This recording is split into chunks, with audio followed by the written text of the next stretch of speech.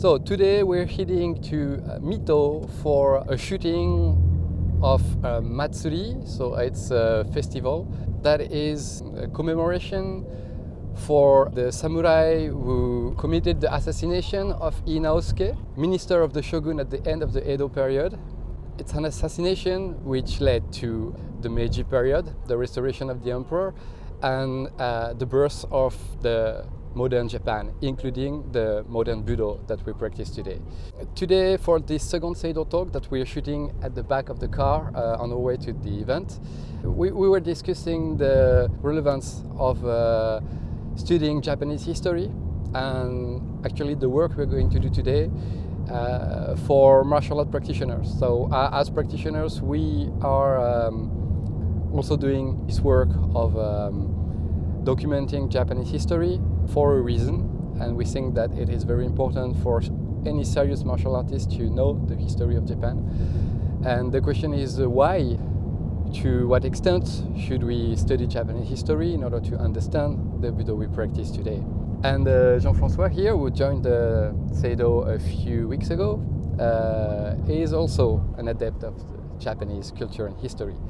When you started studying Japanese history and philosophy, I guess you were maybe surprised by a few facts or the reality of the history based on what you've seen before on TV or popular culture. Yes, that's absolutely true. I think for most people, if you want to say it fast, you can. I think almost everybody that starts martial arts start for the wrong reasons, and most of those who go on for the good reasons, which means that usually you have a lot of prejudices when you start martial arts, because we don't know firsthand. Of course, we're Westerners, so all we know of Japanese culture, history, and so on, we get it from the popular culture, from books from far away, and it builds this image we have of Japan in our minds in the West, and often it's quite a romantic image that is, of course, absolutely wrong, like every image you can have of an external culture. So you start because you have this seducing image and you want to go closer, and as you get closer to this image, you realize that actually it's not the right picture. You got it wrong. But if you're earnest in your practice, you will realize that this new image is more and more interesting. So actually, the image you have of the Budo, of Japan, and so on, is you read it through your own Western concepts. And the closer you get to the real Japanese culture, the more you can adjust this picture because you get the new tools directly from the Japanese culture, will help you understand firsthand what is really at stake here, and that's where things start to get interesting. It's because probably more than anything else in Japanese culture, the Japanese reused the samurai culture throughout the years, the times, to create a romantic image of their past and use it as the foundation for the culture of the time. Studying Japanese history was interesting in that ideas, what we call Bushido, for example, was different 500 years ago, 400 years ago, 200 years ago, 50 years ago, or today. It adapts to be relevant to the ideas of the time. And once you got that idea, then you can start working on Japanese history and start trying to understand what was the thinking of the time 200 years ago. When you say Budo or when you say Bushido, if you don't precise from which period, from which time you took the word, then it can mean plenty of different things. almost all the books I could find, at least those that are translated, in which you can find something about Bushido, or in which you can find traces of the thoughts of the samurai about their own status, their own culture. It's almost everything is from everything I know, at least, is from the Edo era. So roughly from the beginning of the 17th century to the middle of the 19th century. Because it was finally a period of peace after a period of great military troubles.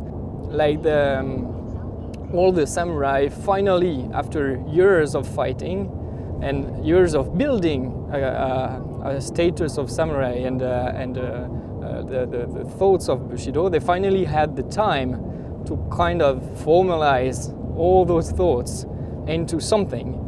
But the trick here is that then, at the precise moment when they were writing it down, kind of, it was already changing, because the time was not a time of war anymore.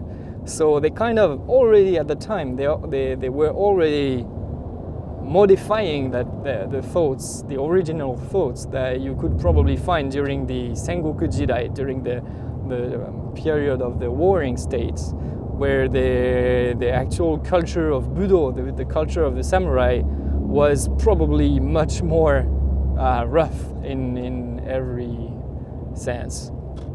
And then you have the Meiji era after the Edo era, so from the middle of the 19th century, and things change again. And you have actually new books like the Bushido by Nitobe, which is, it's something else. What's interesting in this book is that Nitobe was not an historian, he was an educator, basically very much influenced by Western education ideas. And he was Christian, he was influenced by Christianity, and he wrote this book directly in English to explain the Japanese culture to foreigners. So from that point, it is everything but academic. It was just about writing stories for foreigners. But it still says something of the time, what the Japanese wanted to show of themselves to foreigners. And that's very interesting as well. So the example of Bushido it's a book that should be studied when studying Japanese philosophy and mind from the Meiji period, but probably not for accurate Budo or Bushido related research. Yeah, it's true. I think it's true to say you cannot study philosophy out of its context, not completely out of its context. Of course, the thoughts you can find in philosophy in books are always interesting at the present. You can always do something with it at the present. But if you want to get what the author meant, or what the people who said what is written down really thought or really felt, you have to do this at least a little, this historian work. So today is about one of the very last events of the Edo period, right before the Meiji Revolution. A group of samurai from the Mito Han, the Mito clan, decided to go rogue and to kill what could be considered as the prime minister of the time. So it wasn't the shogun, but it was the number 2 of the government. This guy, Inosuke, was basically trying to eliminate all the resistance against the shogunate, which wanted to open itself to the foreigners who just arrived in Japan after almost 200 years of sakoku, of the closed country. The samurai thought that Japan should protect itself from foreigners, so they killed him. And this region of Japan, Mito, is also the birthplace of the Mito Gaku, which is a philosophical current in Japan that was very conservative. those samurai wanted to protect the traditions and the samurai social status of the time. And to do that, they've just gone rogue and they became Ronin. So they basically betrayed everything they were believing to save what they were believing. Well, it's interesting to study a little what happened to the very last samurai of Japan and how they changed to become a modern society with modern thinking that came not entirely, but at least half from the West. And another thing that I'd like to mention about that is that Judo or Kendo, all the Budo were built on educational concept. And at the time, there was no mandatory education in Japan. They just really set up everything in 20 or 30 years. And they used a lot of European concepts. So while Judo comes from Jujutsu and Kendo from Kenjutsu and Aikido from Jujutsu, which are all arts, the way they were changed, rebuilt and repacked in an educational tool was partly based on Western ideas. So studying the Meiji era is very interesting in that many Japanese, many philosophers and thinkers try to cross, to merge Japanese philosophy and Western philosophy, Western education and Japanese education. And that's only by studying this specific period of time that we can understand where the Budo we practice come from. I think we can compare a little the Meiji era to the end of the, actually it was almost the same time, but the end of the 19th century when the Third Republic started in France, and there was finally a common education program built for the whole country and so on. It's a bit the same for the Meiji era, from what I know. And Kenjutsu was seen as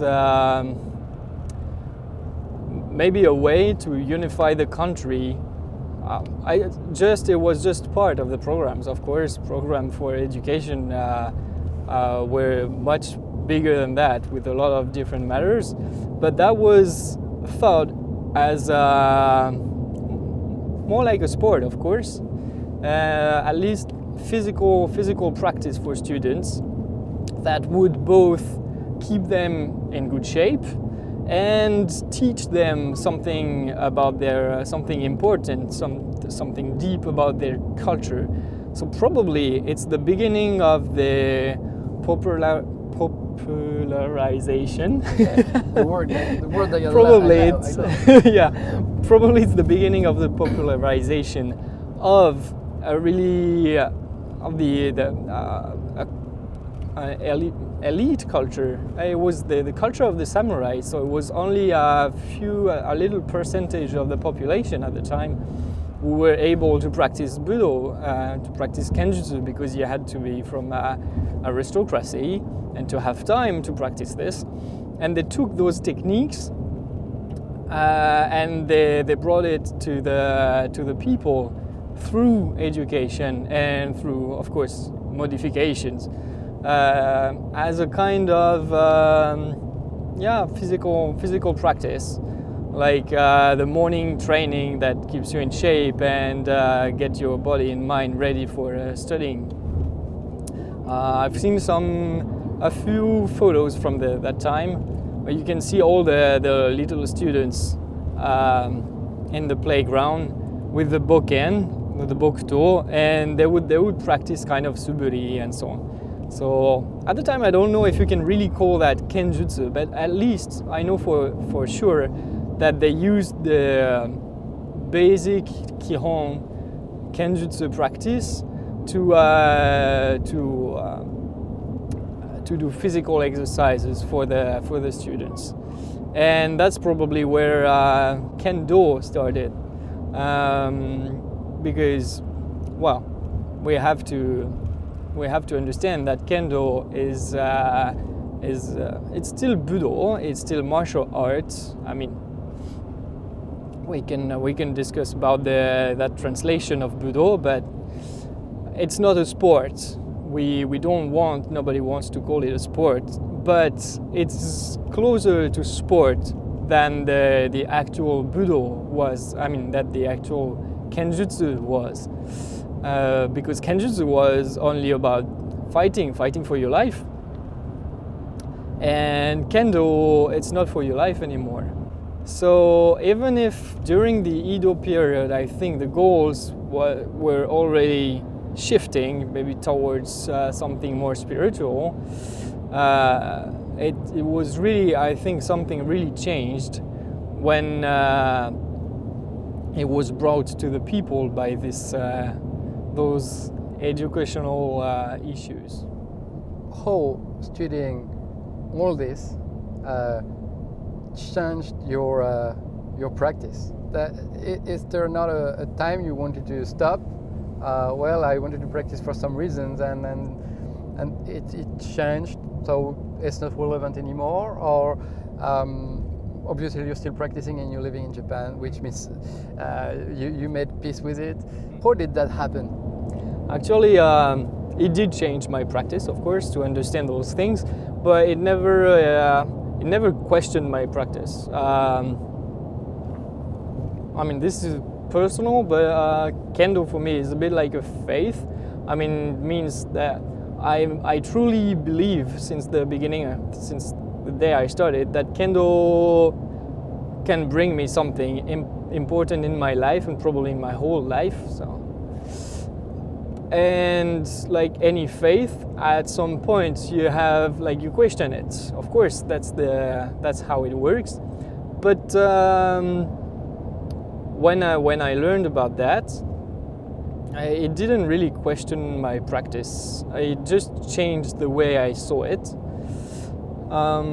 Particularly because I think if you are aware that at some point there was a difference in the thoughts that are behind the practice, you feel like you don't want to betray the ideal you had in the first place. So you try to go back in time to the real thoughts that were behind Kenjutsu, and you want to bring it back to your actual practice in the present. I think that's what what this knowledge did to my practice. I wouldn't pretend that I'm succeeding in it, but that's at least what I think I'm trying to do. Is I'm aware that Kendo can become a sport really easily, also because of the competition, the way it is done, the point system, everything, the fact that you have referees. Of course, a lot of efforts are made to keep it linked to the original Budo, to the original Kenjutsu, and to what is at stake. Something you often hear from teachers is like, think about shotachi, winning first, everything. So we still have in Kendo those thoughts linked to the fact that Kendo is to actually protect your life and to overcome an opponent. But knowing this, knowing that there was modification in the teaching of Kendo, it makes it even more important to focus on those things back in the Kenjutsu days, in order not to forget why you are practicing, why Kendo is here. This idea of fighting for your life, or at least not practicing it only as a sport, but as something more unlinked to the ancient samurai culture is very well, should be the central point in practice, but let's be honest, it's not. Many people practice kendo for the sports aspect, especially in Japan. And actually, I don't criticize them because I think it's totally enjoyable too. That's just not what I am seeking in it. Well, the same for Aikido, Judo. Basically, not so many people anymore are really practicing in it with the martial mind. But it's interesting because in Aikido, I know a few people who are doing the same thing. They go back to the roots of Daitoryu Aiki Jiu-Jitsu to find where the Aikido technique comes from. But by doing that, we're actually acknowledging that the Aikido and Kendo and that Budo are not martial arts, but educational arts. And we have to go back to what was there before to find the real martial aspect of it. So, well, it really depends on people and what's your goal and where you practice, probably also, because practicing in Japan, in a very safe country, doesn't really push people to think about life danger or stuff like that. If you practice in the US, I guess that's probably something that crosses your mind more often. To conclude on that, studying the history and the philosophy of Japan, and perhaps at some point the arts which precede the one we are currently practicing. While it's not mandatory, you can practice Kendo, Judo, Aikido, Karate, or whatever you want with the mind you want. I mean, if your teacher is teaching you something that you like, that's good enough. Counts, yeah. What you cannot really do is claim things to be Japanese or from Japanese history without studying it and actually checking out if it did exist or if it does exist actually, and if it is really still actually taught in the art or by your teacher for what you're practicing. You can pretty much always find what you're looking for in practice of Budo. You might have to take the road and not go to the closest dojo, but you probably well, we ended up in Japan, so somehow we did. But actually, that's also what's funny, is to go from a place to another, even inside Japan, and you will have really different ways to teach, and really different thoughts behind the teaching. And I don't know for Aikido, but for Kendo, it's pretty true, and that's also what I like. Because I also enjoy the sport side of Kendo sometimes. I'm not a great competitor, but I like competition sometimes. So take a bit of everything can be nice. But of course, yeah, you have to understand what's behind if you want to be able not only to select, but to understand what you're selecting, to understand what's coming to you. Yeah. So, well, I think maybe you can agree to conclude on that. Studying history and philosophy of Japan is something that helps you understand what you're doing and that enlarge your possibilities, what you can choose from. If you want to practice something that is more like self-defense, that would be something very modern, or if you want to practice something which is linked to the life or death, which comes from the samurai time, or if it's more educational, and that would be maybe more from the Meiji era. And what you choose will probably influence a lot if you're going to stay and keep practicing, or if you're going to leave or do something else. So we're almost there. It's going to take a while before we release the video we're going to shoot today. There will be a lot more coming before. There is the Kimura Yasuko Sensei's interview coming in the next few weeks. Then Usami Sensei's interview from the Sushi, which is coming right after that. We'll have a few Embu video demonstration probably mid-April, I think. Hopefully a few other Seido talks in the meantime. So see you soon, and sorry for the shaking. We put the cameras on the on the car. Well, we have very good gears, but it's not designed to do that. So we've tried to do the best we could. The light is shifting and everything. So we're going to try to make it better in post, but we're really not sure what the result is going to be. But well, we were in the car for more than 1 hour, and it was a good opportunity to talk about a few things. So we've done it. See you soon, and on our YouTube channel or on our website if you want to place an order. See you soon. Goodbye.